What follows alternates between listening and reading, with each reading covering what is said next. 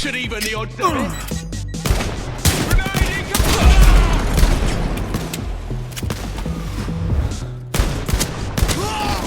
Gonna need a hand with this.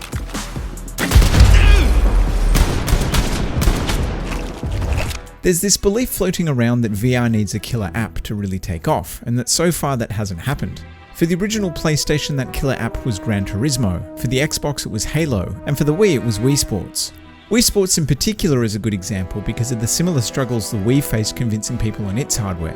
Wii Sports was the aha moment that platform needed to sell people on the idea that flailing your arms about was fun.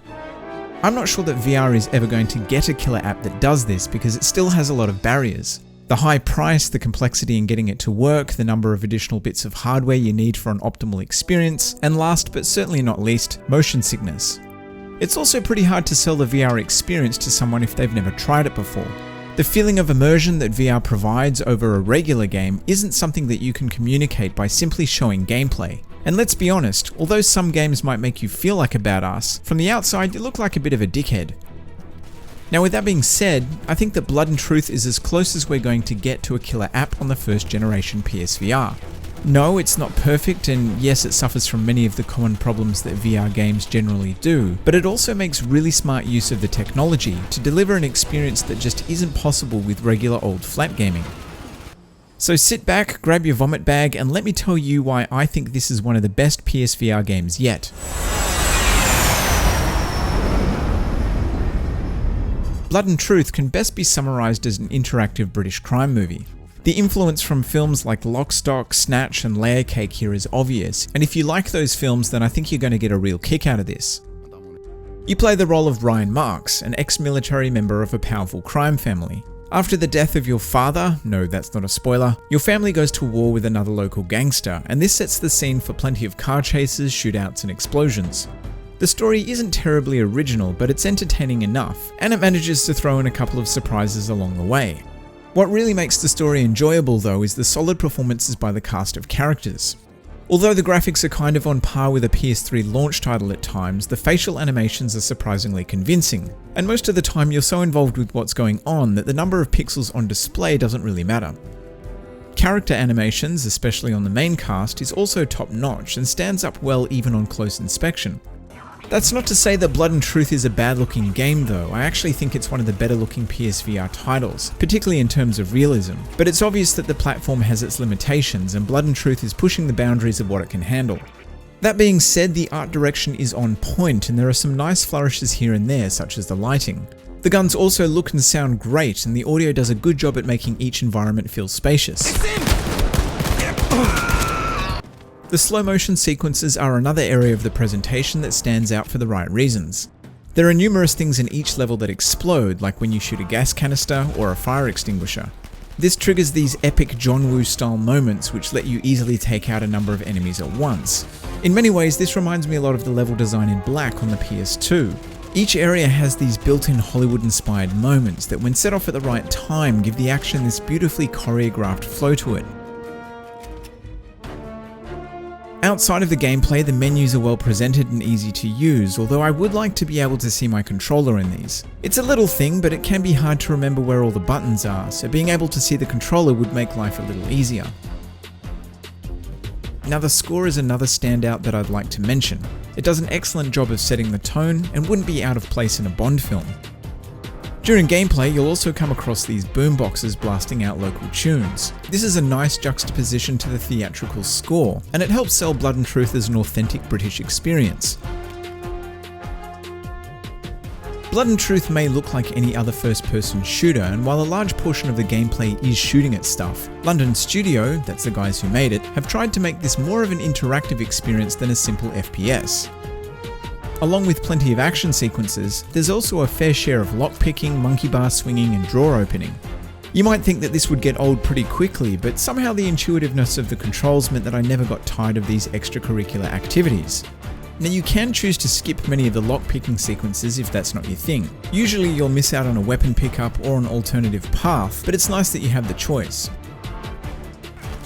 While for the most part the game is on rails, it's up to you to choose when to advance and in many situations which direction to move. The only downside is that once you've chosen a path, you can't always go backwards. This means that subsequent playthroughs can be a bit different depending on which way you choose to go, giving it a decent amount of replayability.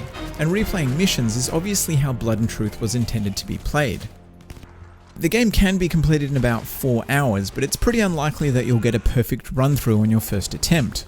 Replaying them allows you to memorize where enemies come from, so you can find a faster route, pick up some hidden items you might have missed, or do cool shit like this.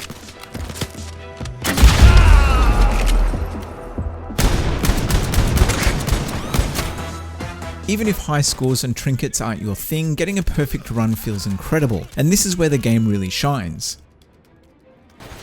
Now, quite a few reviews have compared it to arcade light gun classics like Virtua Cop, and I definitely agree.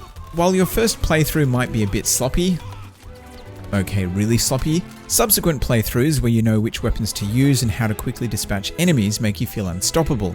It's also a little bit similar to Superhot in this regard, where memorizing enemy patterns and also where weapons are located results in more efficient runs. The controls work pretty well for the most part. I played through it using the Move controllers, and if you have the choice, this is by far the best way to play it. The DualShock works fine, but it kind of feels like playing with your wrists tied together. It's nice that this is an option though for those who haven't invested in the additional controllers. Not everything works perfectly, of course. Using 2 hands on a weapon, for example, doesn't always feel natural. Some weapons actually require you to do this to use the scope, or in the case of the shotgun, pump it in between rounds. I never did get the hang of using the scopes or the reticules on any of the other weapons for that matter. They're just too damn small, and in the heat of the moment the crosshairs end up looking like a blur of green pixels. You don't really need to be super accurate though, a generous spray in the right direction usually does the trick. Using 2 hands on the pump action shotgun works pretty well though, and I like that each weapon somehow manages to have a weight to it, despite the fact that in reality you're simply holding a couple of plastic controllers. Reloading can be a little bit hit and miss, but it seems to work most of the time, although you will fling the occasional magazine across the room when things get heated. You get a nice little vibration to let you know that your controller is in the right spot to grab a magazine, and the same goes for holstering your weapons. Again, you'll probably shoot yourself in the feet every now and then, but it works well enough so long as you've taken the time to calibrate it properly. On that note, I'd highly recommend sitting on a stool or standing up to play this, because sometimes my couch got in the way when I tried to grab things like drawers and crates. I also found that recalibrating each time I sat down to play was a good idea. It only takes a moment to do this, and it will prevent your holsters and ammo pouch from floating in weird positions or being inaccessible. There's an absolute ton of stuff that you can interact with in the world, and it's worth exploring if you want to find all of the hidden collectibles. There's also a bunch of targets scattered throughout each mission, and finding these rewards you with weapon customization options. Customizing your weapons is handled with this neat little workstation, and although there's not a huge amount that you can do with it, it's kind of satisfying to tinker with. And that's one of the most enjoyable aspects of the game, discovering what you can play around with. The game is jam-packed full of little Easter eggs, like flipping the bird or realizing that you can fan the hammer on the revolver. This gives the game a real flair and personality, and it's a real joy when you stumble across something that you didn't know about before. Now, there are plenty of story scenes where you really don't do anything at all. These sequences never go on for too long though, so don't let this put you off. First and foremost, this is an action game that plays out just like the action films it's imitating. I did think that the cutting back and forth between some scenes is a little sloppy, but overall I really like how they make you feel like part of the story. Your character also talks, which does feel a bit weird at first, but I'll take that any day over the silent protagonist option. Okay, so let's talk about motion sickness, because it's unfortunately something that affects a lot of people. Now, I'm not usually good with free-moving VR games. Resident Evil 7, for example, is unplayable for me, even with all of the comfort options dialed up to 11. That being said, Blood and Truth has been a near-perfect experience for me. I can even play it with the comfort options set to off. Playing for more than an hour does make me feel a bit dizzy, but that's true with most VR games. So if you're someone who does get a bit motion sick, I think you'd be pretty safe with this so long as you took a break every now and then.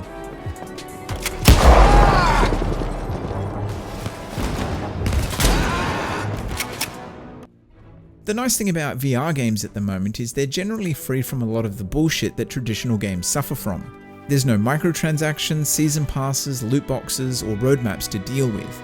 In many ways, it reminds me of the 16 or 32-bit era of gaming, where you simply bought a game and enjoyed it. And in this regard, Blood and Truth is like a throwback to simpler times.